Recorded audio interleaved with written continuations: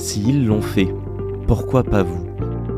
Salut à toutes et tous, c'est Yacine Scali et bienvenue dans la tête d'un CEO, le podcast qui vous inspire à entreprendre. Depuis 5 ans, je vous propose de faire un petit tour dans la tête de un ou une entrepreneur chaque semaine pour justement s'inspirer de leur état d'esprit et de leur parcours.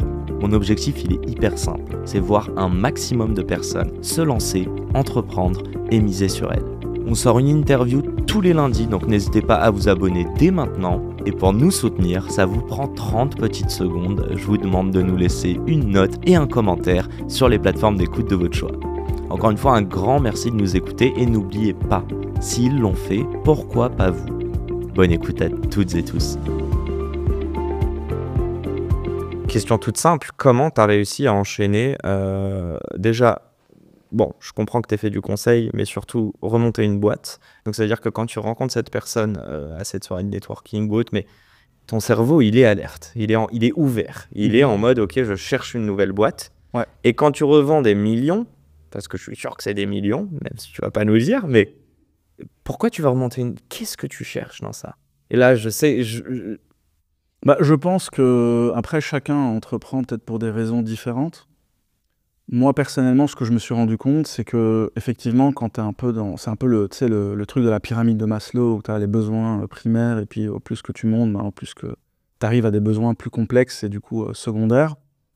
Je pense que, en tout cas pour mon cas, ça s'est appliqué un peu comme ça, c'est de se dire, bon là, j'ai besoin de me reconstruire, j'ai besoin d'argent, et donc c'est un élément qui est prépondérant et qui est quand même important dans le fait de se dire, ok, je vais monter une boîte, et c'est le seul moyen finalement de réussir à un petit peu passer le cap, sachant que j'avais un petit peu des séquelles de cette première boîte, donc du coup j'étais ressorti de là avec quelques dettes privées et ainsi de suite, et donc du coup je me suis dit il faut que je me refasse quoi, entre guillemets, et donc il y a cette première motivation, mais très vite, une fois que tu passes le cap et que vraiment t'es dans un truc où c'est plus ça le sujet, c'est là où je pense que tu te retrouves avec ton vrai moi, quoi, si je peux dire ça comme ça, où tu commences à dire qu'est-ce qui est important pour moi, En fait, pourquoi je fais ce que je fais.